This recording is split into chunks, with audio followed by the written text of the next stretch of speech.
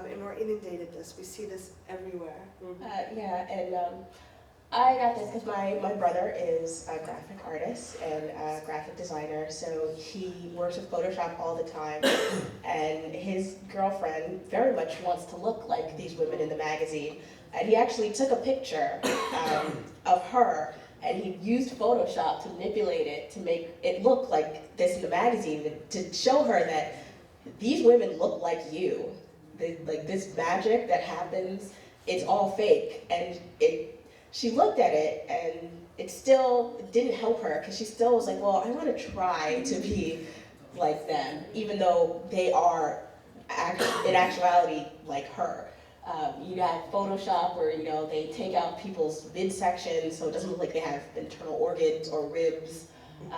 Nobody has any lines in their face. Nobody has pores. We have this unrealistic view of how our body should be. Every man has like rippling muscles and no body hair, which is just unnatural and weird. And the picture that it disturbs me the most is the before and after with Courtney or Khloe Kardashian? Khloe. Is What it? she said.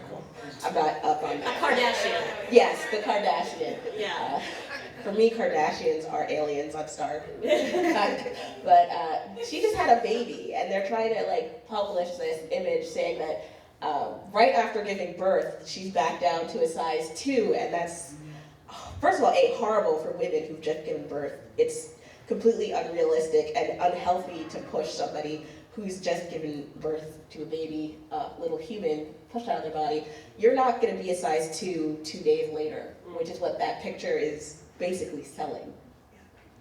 So, and it just shames us constantly. Like, I could never, even someone who is close to normal will still feel shame, and it works. That's why it works for the media. So I love the idea of questioning your idea of beauty. Why is someone that's larger not beautiful? Why is someone who's different not beautiful? And we can experience sexual pleasure and sexual desire. We start noticing people in different shapes when we're not inundated with it constantly. Yeah, I find these photos, not one of these women is not beautiful. And I was speaking with a friend last month whose best friend just transitioned into a man. And she was speaking about him as far as it goes as body image, and that he had lived his whole life in a woman's body, hating his body so much, being born into the wrong body, and finally was blessed to have this operation and was finally in this new body after so long, and was able to experience the love of his body and being able to merge his sexuality with that body and see the beauty, even though he wasn't completely healed. He wasn't the complete package that he had envisioned for himself. It didn't matter, because he was suddenly in the right body, and he was suddenly matching his sexual self. And I thought, what a beautiful way to look at it. Because here I was for 40 years, overweight and hating my body, and I was lucky enough to be born into the right one for me. And he is basically just born into this new body and just celebrating every little thing, being able to feel stubble and be able to orgasm as a man. And I think that's something that we should all just sort of think about in the back of our minds when we're questioning our idea of beauty. Buck Angel is a very attractive man, and how did he feel when he transitioned? What was that? How did that look for him? That makes sense, right?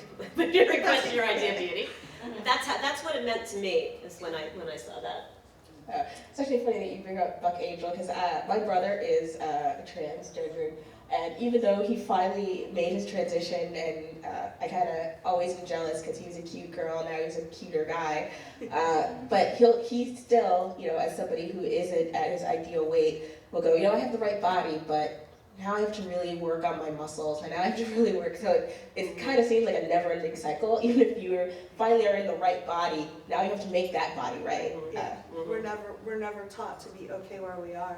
Yeah, and I kind of feel like when I first saw these pictures, I always felt like it's a relief, but then at the same time, I always have to recognize that I have like an internal coil where I go like, oh, I hope nobody's gonna say anything horrible about the images or protect these them, women. yeah. Yeah, because we're so conditioned to say beauty is A and it can't be anything else. And like I said, the example where I was giving where somebody told me that I was too fat and too brown to be Asian. There are people who don't feel like they can say that they're women and don't feel like they can be feminine because of their outer body. Yeah. Yeah, when we start reclaiming that, it's really powerful. And I notice people that are skinny are used to people feel comfortable generally expressing appreciation towards people who are skinnier. Mm-hmm. We're taught as a society that it's kind of shameful to think someone who's overweight is attractive. Mm-hmm. So people that are overweight are tending not to get that reinforcement that they're sensual or sexual. I love it when someone comes up and says, I love your curves. Mm-hmm. Like, it's really reassuring to me. It feels delightful.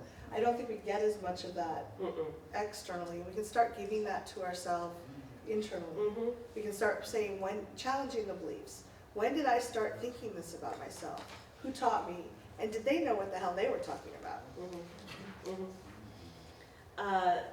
Yeah, I'm a big believer in as if you can't already tell, is integrating one's sensuality and sexuality no matter what.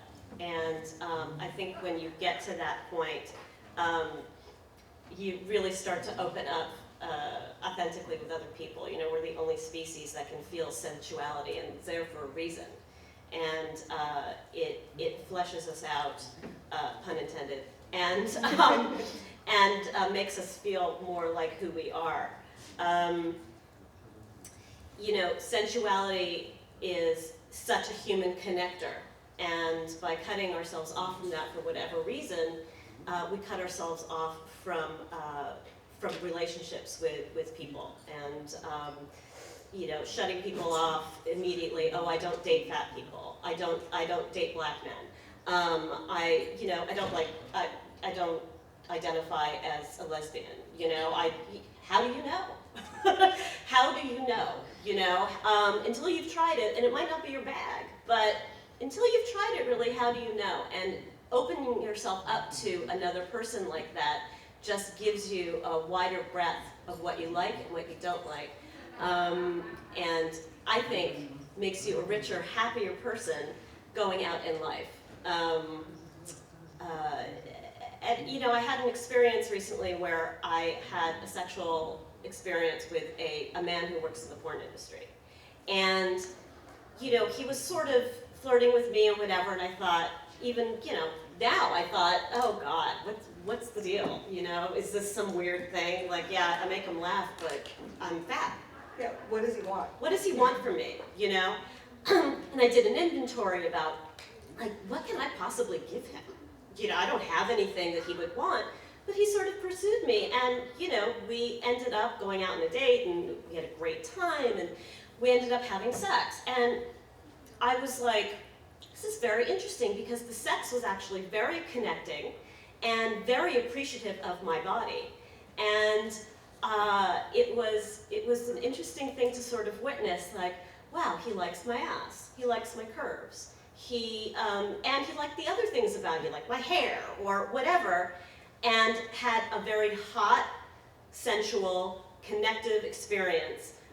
Even if it was just for that one night, it showed me, yeah, you know what? Just because someone happens to work in the porn industry and could probably, you know, sleep with what that ideal is, doesn't mean I'm of any less sexual, any less sexy to him, and any less desirable.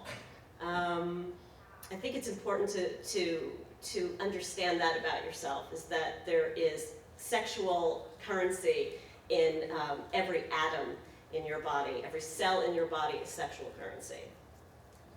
Yeah, a lot of times I communicate with other cam models, and especially a lot of the other BBW cam models, and they always ask me, like, well, you're on cam and you're there for 4 hours, like, how do you deal with it? How do you deal with, you know, showing yourself off, or just being there in the moment.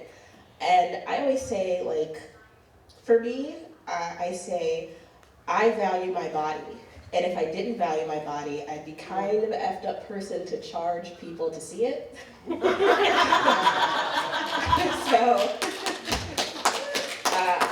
I always say, if you're not performing well, and if it has to be a connection from your sexuality, and then you have to then transmit that to whoever you're performing for or performing with. And if you can't be in the moment with yourself and be okay with your body at the moment, it's not gonna happen. And I do see a lot of like the bigger cam models who, you know, there are a lot of women who didn't think they'd ever be on camera doing whatever we do as a bigger person, and they're still like, they don't want to show their bodies, they point their camera just to their face, and it shows that even as a sexual professional, you have your same hang-ups, and you still have to work through your, you know, fear of your own body. But I notice with some of the women, as soon as they start like vocalizing the issues that they have with their bodies and really examining why they have those issues, they're able to instead see customers who are talking about them and see it as, oh, this person isn't coming for a freak show. They want to, you know, be a part of my sexuality, and I have time to now reflect on why that person is interested in me sexually and internalize it as a positive instead of a negative. Yeah, that's great.